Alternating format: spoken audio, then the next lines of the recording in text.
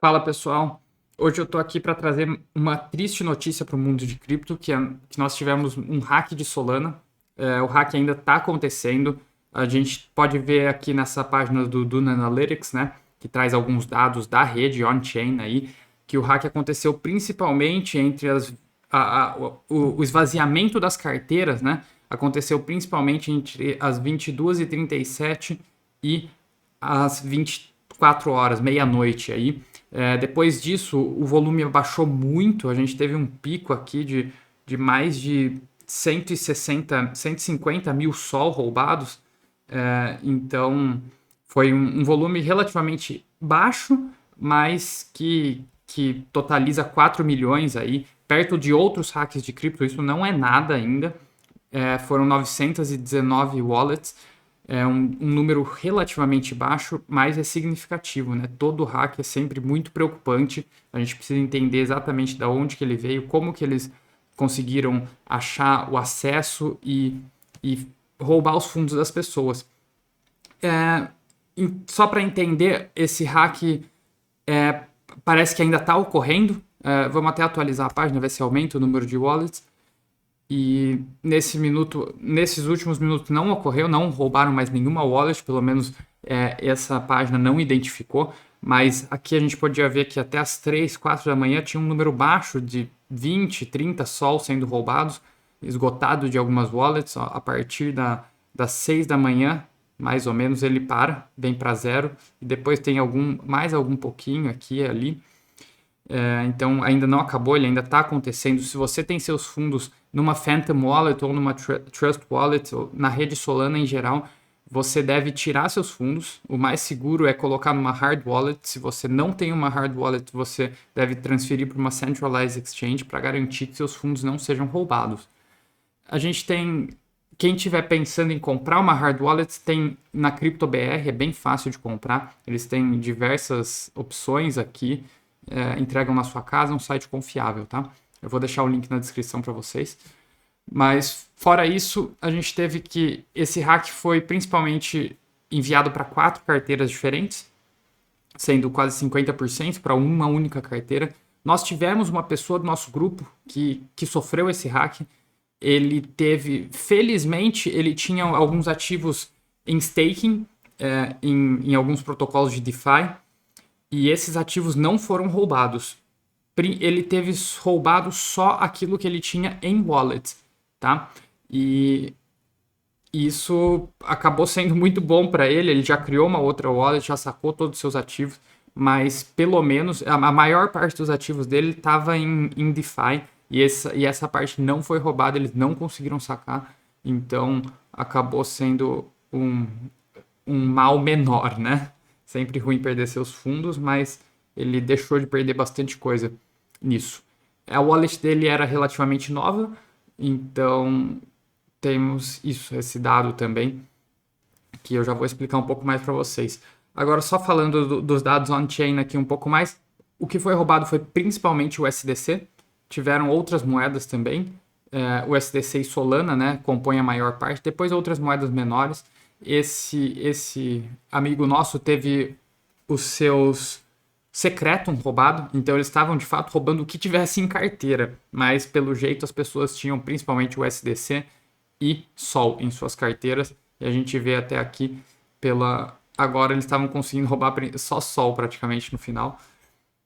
E então, indo para um segundo ponto aqui, a Solana Status postou sobre isso há mais ou menos 12 horas, né? Foi um pouco mais até que quando esse hack começou, identificaram que algumas carteiras estavam sendo esgotadas e muita gente já começou a ajudar com isso. Inclusive a gente teve o Emin, que é o CEO da Avax e um dos co-founders, ele falando aqui que teve mais de 7 mil carteiras afetadas e estava crescendo a 20 carteiras por minuto, mais ou menos. A gente pode ver que não está mais crescendo, pelo menos não está sendo identificado por esse tracker aqui, tá? Então parece que acalmou o hack, mas a gente ainda não tem certeza.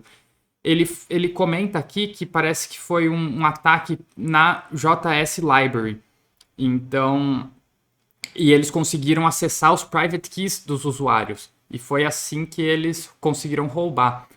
Isso é um problema bastante grande, porque quando você consegue o private key de uma carteira, o hacker, e ele rouba os fundos da sua carteira, é quase impossível, é impossível praticamente identificar se foi de fato você que sacou o seu dinheiro, o dono da wallet, ou o hacker, porque ele está usando a sua assinatura, o seu private key. Então isso é bem chato aí, é um problema relativamente grande.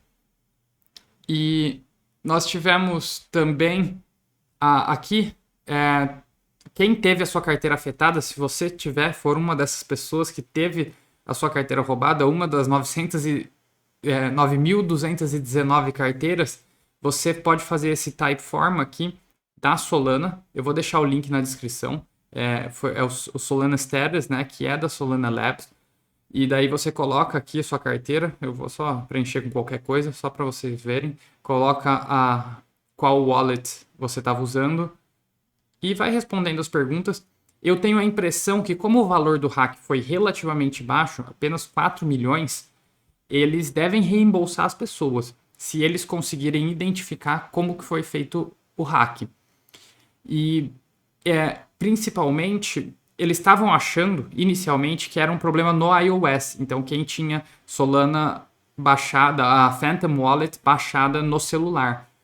Mas esse nosso amigo que teve sua carteira hackeada, ele não tem iOS, não tem a Solana no celular, a Phantom Wallet. Então, é muito provável que não seja esse o problema. E não foram todas as wallets que estavam conectadas ao iOS que foram roubadas.